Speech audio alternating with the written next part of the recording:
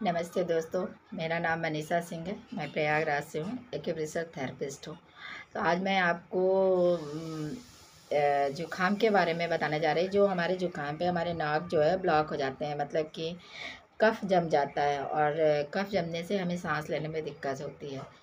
तो यहाँ पे जो हमारा कफ जमा हुआ है, मैं आपको एक सिंगल पॉइंट बताने जा रही हूँ, जो कि ST40 स्टमक का 40 नंबर है। उसको सिलेक्ट करके यहाँ पे लगाते हैं। हमारे ये जो बीच की उंगली है, हमारी मिडिल फिंगर, उस पर ले आके सीधे से थोड़ा सा बगल लगाते हैं, तो यहाँ पे आता है हमारा ST40।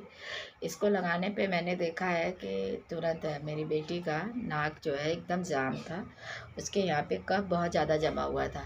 तो इसको मैंने उसको लगाया तुरंत, तो 5 मिनट के अंदर उसकी पूरी नाक जो खुल गई, जो कफ जो है उसका पूरा बाहर आ गया, क्योंकि निकल नहीं पा रहा था कफ, तो उसको सांस लेने में दिक्कत हो रहा था।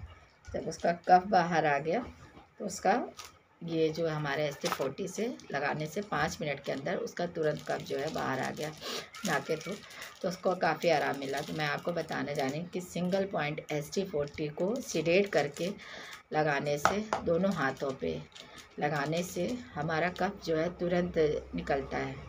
धन्यवाद।